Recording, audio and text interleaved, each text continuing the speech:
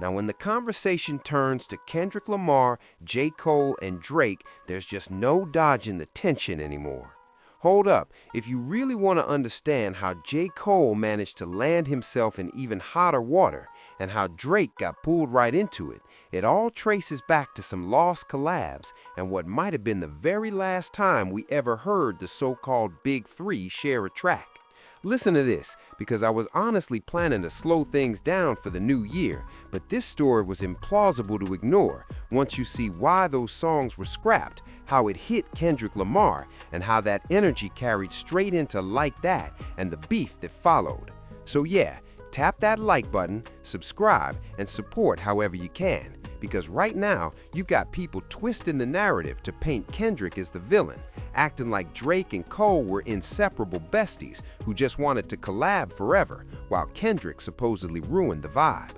Girl, that couldn't be further from reality.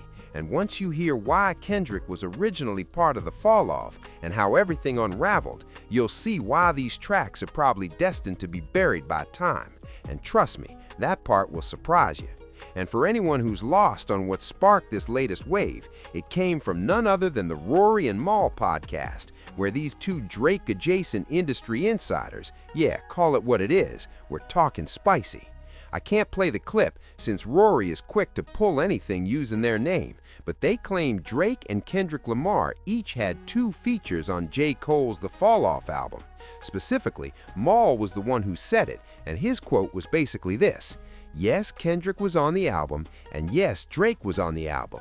Was, past tense, which is why the album never dropped, because Cole supposedly had to redo the entire thing." And look, while I'm not exactly giving Rory and Mal their flowers, Mal is cool with Drake and clearly talks to him, so this didn't just come out of thin air. I mean, he wouldn't casually say something about his friend that Drake didn't at least sign off on, especially not something this big. And even if they thought dropping this info would make Drake and Cole look a certain way, what it really exposes is how Cole tried to play the passive neutral middle between Kendrick and Drake. But let's be real, you can see he leaned more toward Drake, echoing his talking points even before the beef, subtly pushing Kendrick out of the Big Three conversation and nudging Kendrick's vision of hip-hop to the margins. That's where the fallout shows itself, because in a culture as competitive and value-driven as hip-hop, you can't truly champion Kendrick and Drake at the same time and still claim neutrality. That's just the truth of it. And honestly, even if people want to doubt Rory and Mal, this report lines up way too well with what we know, that around 2023, on some working version of The Fall Off, both Kendrick and Drake had 2 features each. Maybe Cole even dreamed of a record with all 3 together, but whatever was brewing completely went up in flames. And once you dig into why, it becomes harder to respect Cole's decision-making, because his moves didn't just shift Drake's trajectory, they also left Cole stuck in limbo. Here we are in 2025, and an album announced back in 2018 still hasn't moved an inch. And speaking of that 2018 announcement, don't forget, the entire concept of The Fall Off traces back to hints we first heard on KOD, specifically the intro energy and themes laid out on 1985. Because even with Kendrick Lamar going on the kind of run he's been on, and Drake still managing to drop an album regardless of how people feel about it, Cole is stuck in a corner where he literally can't release music because of the bets he made, the trust he handed out, and the vision he thought he was building. And when you step back and really look at it from that angle, hold up, it actually wasn't Drake who set all this in motion, it was Kendrick Lamar responding to the moves Cole and Drake were making.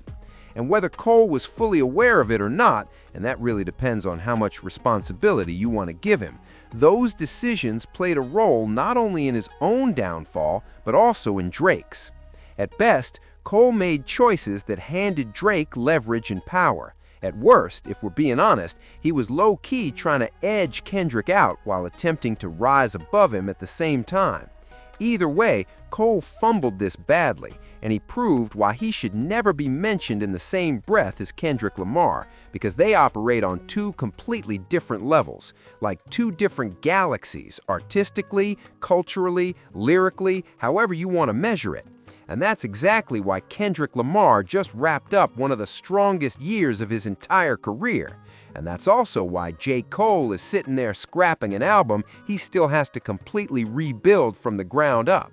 So yeah, that's really all I've got. This was way too wild not to break down, but I'm actually about to take a step back because I want to enjoy the holidays. So listen, thank you for watching. Make sure you like the video and subscribe. I'll definitely be back soon, but right now I'm taking a quick breather and I still want you locked in.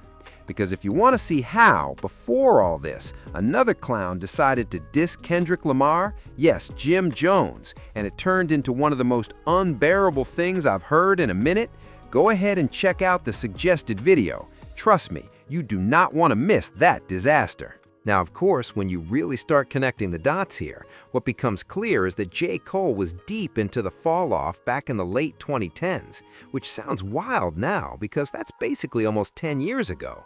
Think about it. That era is ancient history in rap terms. And back then, during the early stages of the project, if you remember how he framed the whole idea with 1985, that wasn't random at all.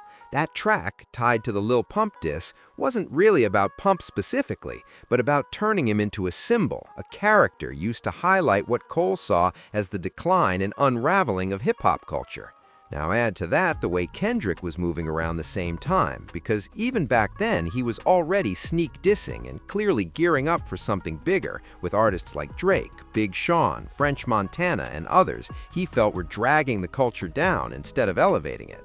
And here's the key part. We already know Kendrick and Cole were working together in studios during this period. Things were solid between TDE and Dreamville then, because if you rewind to 2019's Revenge of the Dreamers 3, the very first track, Under the Sun, featuring DayBaby, basically gave us a modern-era preview of what a Kendrick Lamar and J. Cole collaboration could really sound like.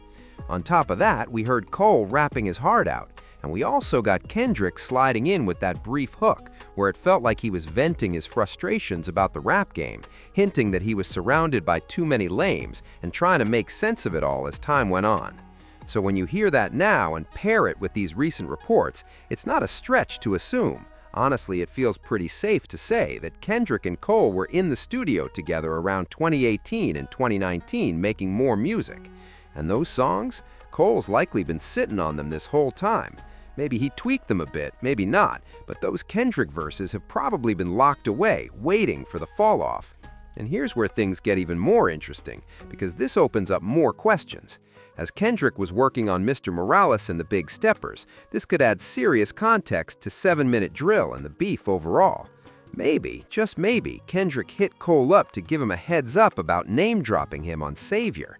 It wasn't a diss, but maybe Kendrick wanted to clear the air beforehand, which, look, I don't think Kendrick would even do, but it's still possible.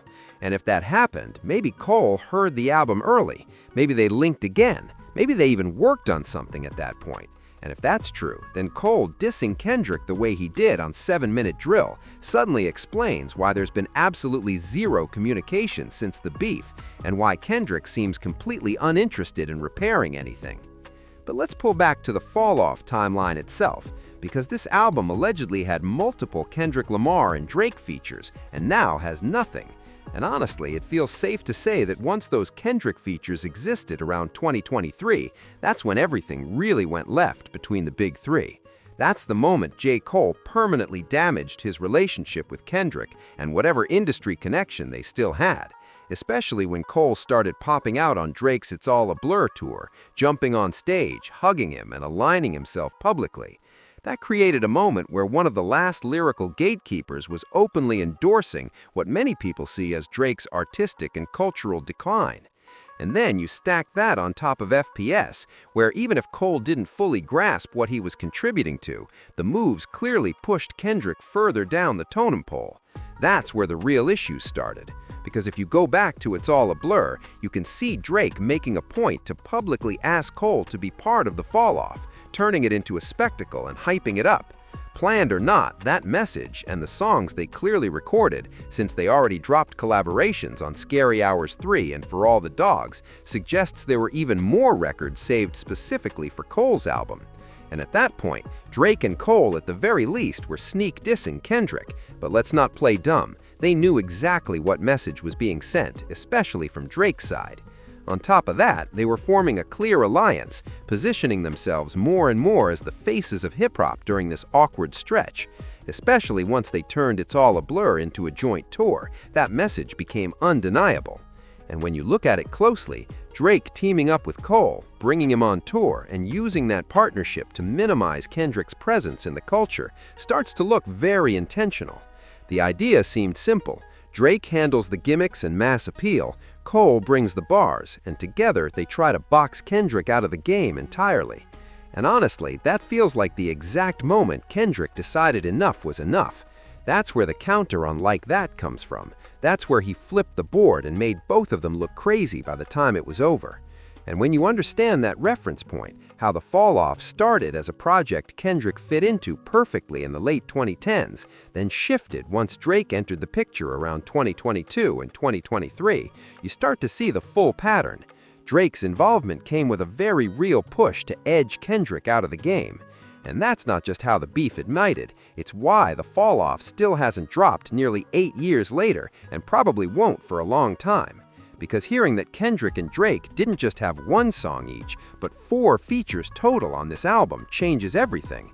That alone could have been a chess move by Drake. If he heard Kendrick had 2 records, it makes sense that Drake would want 2 as well to match his presence.